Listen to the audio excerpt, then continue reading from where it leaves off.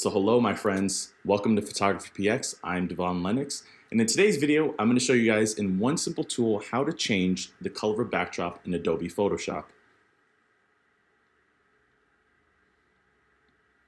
Alright, so photos loaded up in Adobe Photoshop, and let's hit it.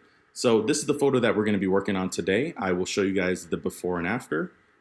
Before and after, before, after, before and after, before and after.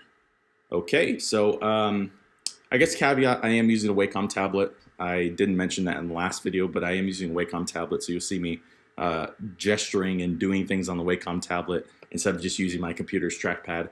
I will be doing a video on how to set this up properly. I'm not going to be doing any complicated functions though. Suffice it to say, it's just going to be a stylus and a trackpad at this point for this video. But in today's video, I'm going to be showing you guys how to do this by using the selection or the magic wand tool, and then the combination of a pixel fill layer, a color layer set to the blend mode of color. So let's kind of get started. So first things first, what we're going to do is you're going to load in your photo. You're going to go over here to the selections tool, and you're going to go right here to the magic wand tool. Shortcut key is W if you want to use the shortcut key. You're going to just tap on the background. Now with the magic wand tool, by default it only selects one area. So if you want to select multiple areas and select the entire background, because it usually doesn't select the whole background, what you're going to do is hold down the shift key and then tap around until you get these marquees all the way around your subject. So it's still missing this area right here. It's still missing underneath her shoes. So we'll do that. And it's still missing that area right there. Now we've got the marquee all the way around her body and her clothing.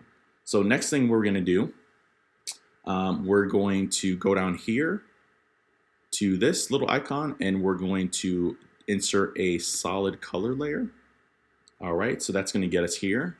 And it doesn't really matter what color you choose for the beginning.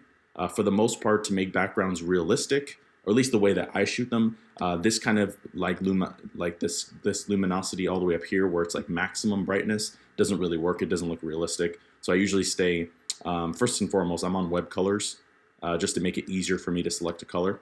But outside of that, I usually stay in this middle run down here or lower so that the background looks a little bit more realistic. Usually around here is good. So let's just say we're going to pick this kind of weird greenish color. The next thing that we're going to do to make this look more realistic, and not that you look like you just photoshopped this, because that's exactly what it looks like, we're going to go and change the blend mode from normal, and we're going to scroll all the way down to the bottom here and hit color. And then now that's going to give us a much more realistic and pleasing version of the color that we selected. So you're probably like, okay, Devon, but I don't like this particular color. So how do I choose this? How do I change this color? Basically, what you're going to do is you're going to tap right here on this little box, and then you have free reign to change the color to whatever. I actually like that blue color. So boom, we're going to do the blue color. Okay, so now you're thinking, I was like, okay, dude, I kind of like that color. That was cool. That was pretty easy. That's great, man.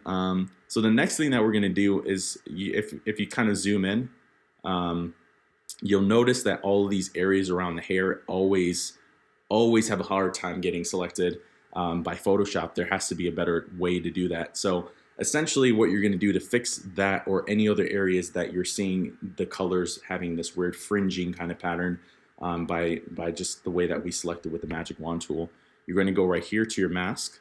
You're going to press B to start your brush, and then you're going to essentially make sure it's set to white right here. Make sure that's set to white and not black. So make sure it's set to white. And you're going to paint around the areas that have that weird fringe color. So we're just going to kind of do this. Doesn't need to be perfect. More than likely this is going on Instagram, so no one's ever going to notice that there's like the hair is a little bit discolored or anything like that. But you guys will notice.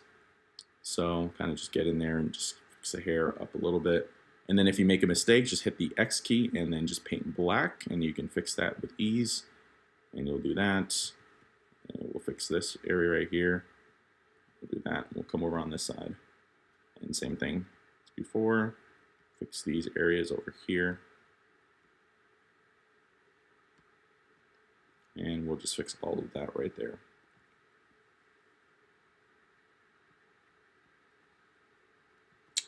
All right. And now it's like still having some issues up here, so we'll go back and we'll fix that up a little bit. Doesn't need to be perfect. More than likely, no one's ever going to see it at that resolution. People are going to be viewing it basically here, so they're not going to really see that. Same thing down here with the shoes.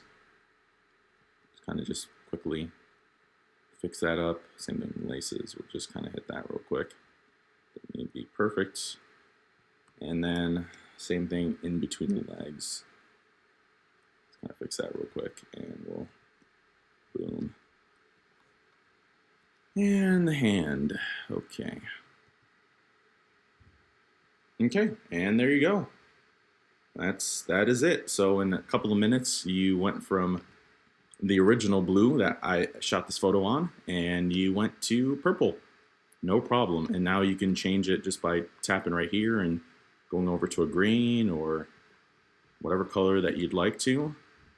That's kind of cool too. Kind of dig that. It has like kind of a back to school kind of vibe, which is cool. And then you can change the opacity and how it blends as well to get a middle tone. So if you want to mix the blue or the original backdrop color with something in between, instead of having it be 100% that new color, you can just change the opacity.